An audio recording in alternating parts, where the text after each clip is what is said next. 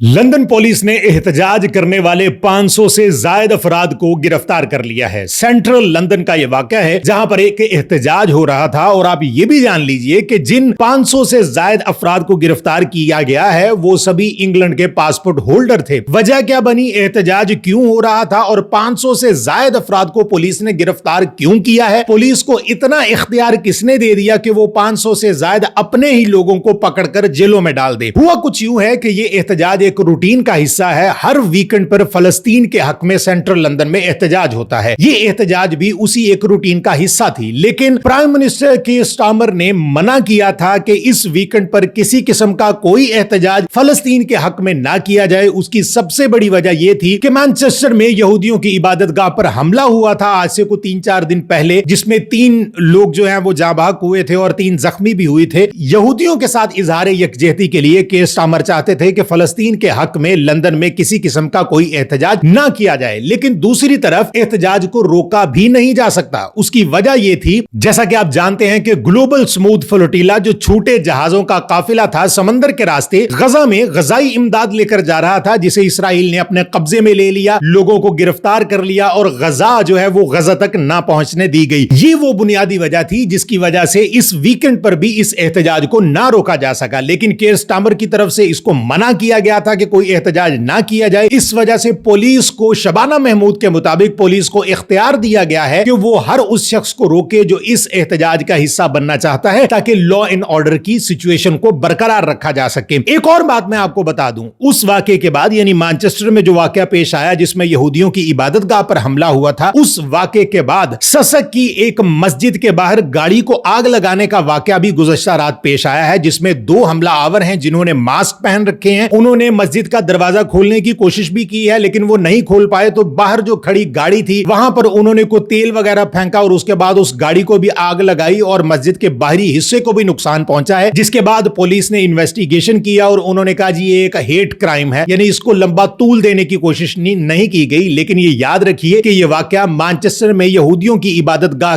के ऊपर हमला होने के बाद पेश आया है, जिसमें बताया गया था कि उसमें कोई मुस्लिम इन्वॉल्व है जिसका ताल्लुक सीरिया के साथ है। उस वाकये के बाद कल जो हमला हुआ है मस्जिद के ऊपर, जिसके बाहर एक गाड़ी को आग लगाई गई है, यह भी एक शिद्दत पसंदाना अमल है, जिसमें यह भी कहा जा रहा है कि इंग्लैंड में मुस्लिम मुखालिफ जो नफरत है वो शिद्दत इख्तियार करती जा रही है। इस सारी सूरत हाल को आप कैसे देखते हैं, कमेंट्स में जरूर बताएं।